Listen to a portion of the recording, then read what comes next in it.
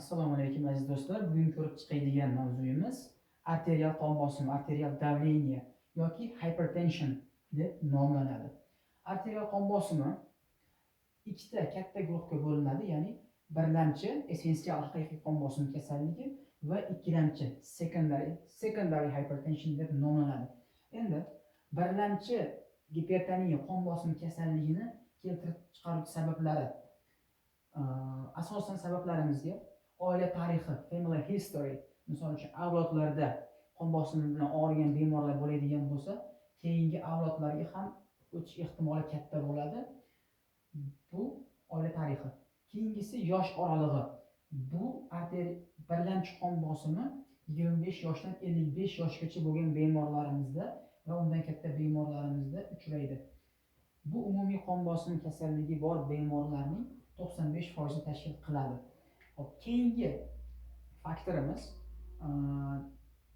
ovqat tarkibida iste'mol qilinadigan ovqat tarkibida tuz miqdorining ko'p bo'lishligi. Tuz miqdori bilamiz, tuz o'zi bilan birgalikda suv ushlab qolish xususiyati bor, ya'ni o'zi bilan birga suv ushlab qoladi, qonning umumiy hajmini ko'payishiga olib keladi. Qonning umumiy hajmi ko'paygandan keyin o'z-o'zidan qon otib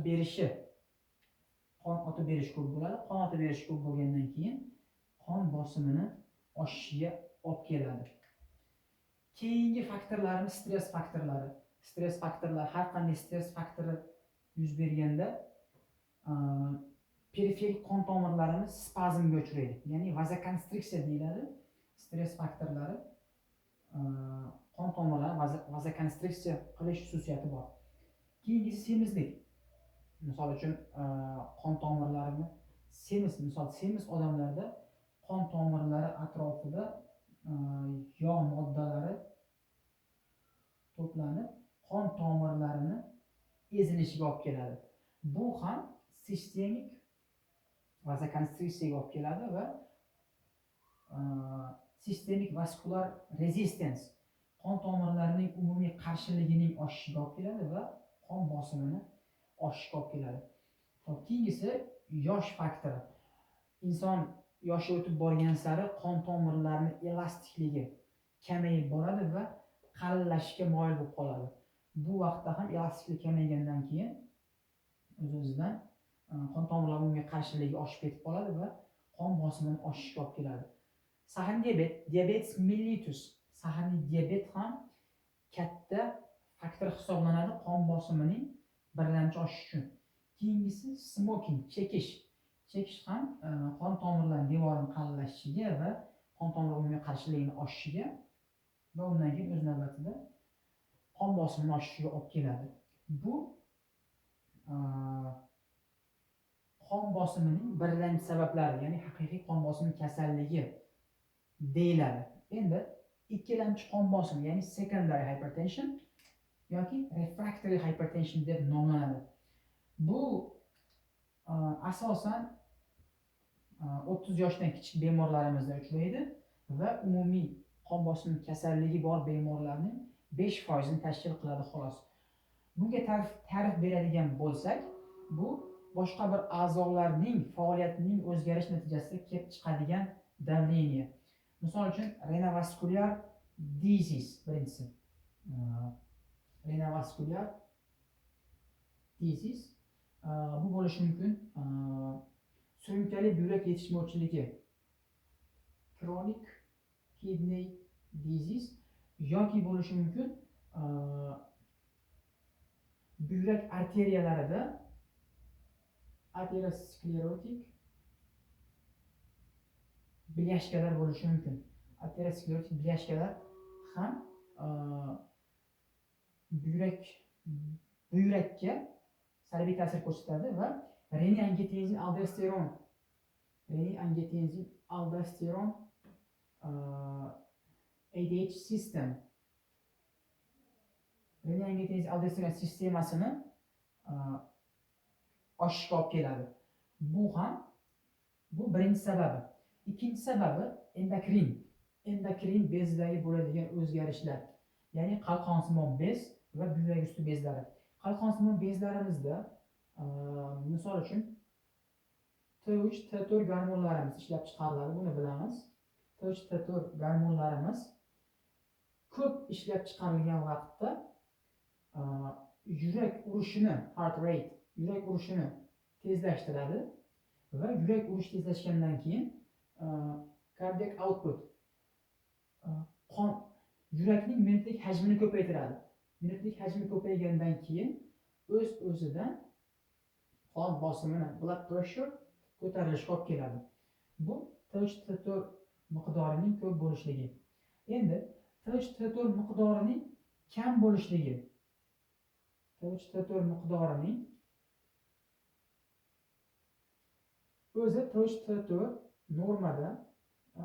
normada qon tomirlarining tonusiga javob beradi. T3, T4 miqdori kam bo'lgandan keyin qon tomirlar tonus oshib ketadi.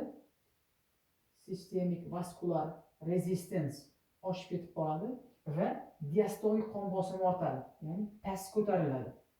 Diastolic blood pressure oshadi. Bu endokrin bezi, ya'ni qalqonsimon bezga bog'liq holdagi o'zgarishlar. Endi buyrak usti bezidagi o'zgarishlar. Bunga to'xtaladigan bo'lsak, misol uchun buyrak usti bezidan ishlab chiqarilgan normada aldosteron, kortizol, adrenalin, noradrenalin katexilamidlar ishlab chiqariladi. Misol uchun bo'ladigan bo'lsa, misol feoxromositoma bo'lishi mumkin, Cushing sindromi bo'lishi mumkin yoki giperaldosteronizm holatlarda bu holatlarda yurak usti bezidagi o'zgarishlar hisoblanadi. Yozib qo'yamiz. Cushing sindromi, feoxromositoma,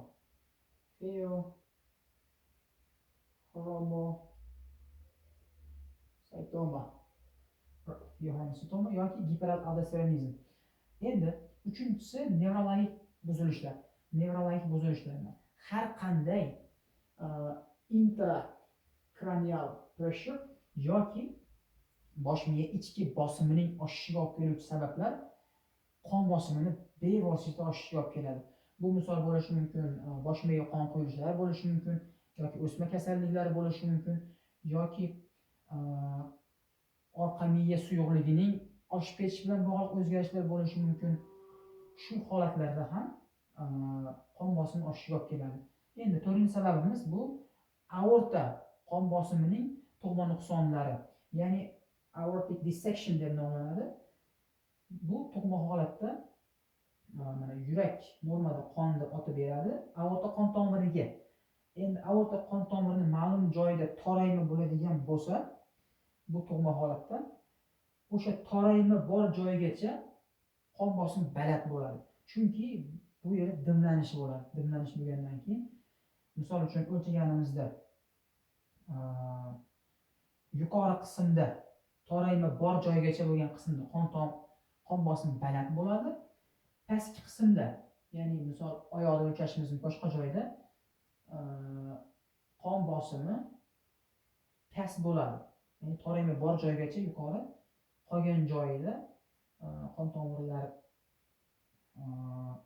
tomirlarining diametri kichkina bo'lganligi uchun, qon oqimi ham past bo'lganligi uchun bu yerda qon bosimi past bo'ladi.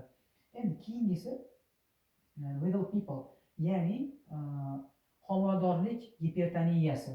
Bu holatda tushuntiradigan bo'lsam, homilani qon bilan ta'minlanishi bilan bog'liq. Homilani qon bilan ta'minlanishi past bo'lgan vaqtda yo'ldosh qon tomirlari o'zidan biologik aktiv moddalar, ya'ni bu moddalar nimaligini to'g'risi bilmayman, biologik aktiv moddalar ishlab chiqaradi. Bu o'z navbatida homila qon aylanishini, homilada qon bosimini oshishiga va ona organizmini ham qon bosimini oshishiga olib keladi. Yozib qo'yamiz. Yo'ldosh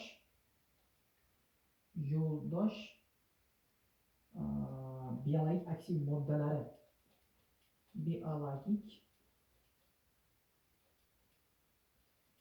aktiv moddalari.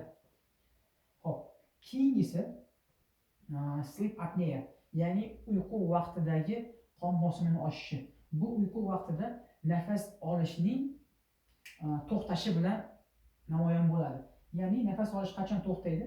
Misol uchun ko'p xurrak otadigan odam bo'ladigan bo'lsa, yoki semiz odam bo'ladigan bo'lsa, yoki insomniya,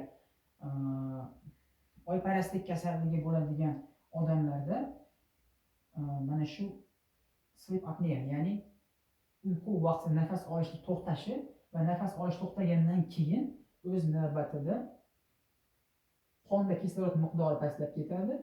Qonda kislorod miqdori pastlagandan keyin bu refraktor ravishda simpatik nerv sistemasini aktivligiga olib keladi.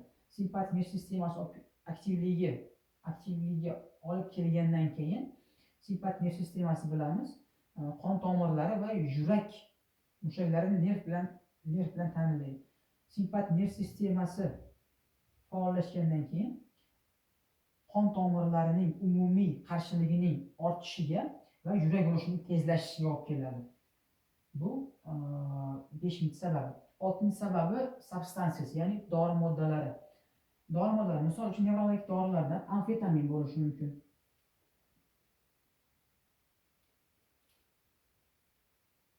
Amfetamin yoki kokain.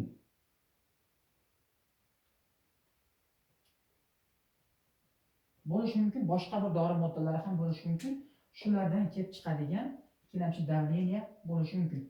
Endi ikkilamchi davleniyaga biz antigipertenziv dorilar berganimizda 3 xil tarkibli dorilarimiz bor. Buni hamma biladi. O'sha dorilarimiz 3 xil tarkibli dorilarimiz ham bu o'zgarishlarni bartaraf qilmagunimizcha bundan kelib chiqadigan davleniyani tushira olmaydi. Shuni ham esdan chiqarmasligimiz muhim, ahamiyatga ega. Endi keyingisi qon bosimining darajalari. Qon bosimi stage, ya'ni darajalari: sistolik qon bosimi, diastolik qon bosimi. Ya'ni xalq tilida tepasi oshibdi, pasti oshibdi yoki tepasi tushibdi, pasti tushibdi. Sistolik qon bosimi, diastolik qon bosimi deb nomlanadi. Endi normal qon bosimi 120 ga 80 yoki undan past va undan past bo'ladi. Normal qon bosimi. Endi prehypertensiv yoki gipertoniya oldi holati 130 ga 80 dan past bemorlarimiz yoki 130 ga 80 dan past holatlarda bu qon bosimi oshishidan oldingi holat deyiladi. Xo'p, birinchi bosqich, birinchi daraja 140 ga 90 dan past holatlarda birinchi daraja deb nomlanadi. Ikkinchi daraja stage 2 140 ga 90 dan oshgan holatlarda ikkinchi daraja tashxisini qo'yamiz. Endi biz asosan medikamentoz dori berishni biz ikkinchi bosqichdan boshlaymiz. Ya'ni 140 ga 90 dan oshgan holatlarda biz antigipertenziv davleniyani tushirish dorilar berishimiz mumkin. Birinchi holatda 140 ga 90 dan past bo'ladigan bo'lsa, biz hech qanaqa dori moddalari bermaymiz. Biz unga lifestyle modification, ya'ni hayot tarzini o'zgartir. Misol uchun stress faktorlari bo'ladigan bo'lsa, stress faktorlarini yo'qot, semizlik bo'ladigan bo'lsa, obesity, semizlikni yo'qot, yoki tuz miqdorini kamaytir, yoki sahrni me'yorga keltir, yoki chekishni yo'qot deyishimiz mumkin. Shu holatlarni bartaraf qilgan holatda biz birinchi bosqichni davolaymiz. Endi ikkinchi bosqich 140 ga 90 dan oshgan bemorlarda biz antigipertenziv dorilar, ya'ni davleniya tushirish dorilarini berishimiz mumkin bo'ladi. Boshqa holatda bu holatlarda biz hayot tarzini o'zgartirish bilan buni bartaraf qilishimiz mumkin bo'ladi. Endi keyingisi 180 ga 120 dan yuqori holatni ham ikki xil ko'rinishi bor. Hypertension urgency, hypertension emergency. Ya'ni yoki nishon organga ta'sir qilmagan, nishon organga zarar yetkazmagan qon bosimi va nishon organga zarar yetkazgan qon bosimi 180 ga 120 dan baland bo'lishini ikki xil ko'rinishi bor. Bu jadvalimiz 80-85% insonlar uchun to'g'ri keladi. Bu ko'rsatkichlar 85% insonlar uchun to'g'ri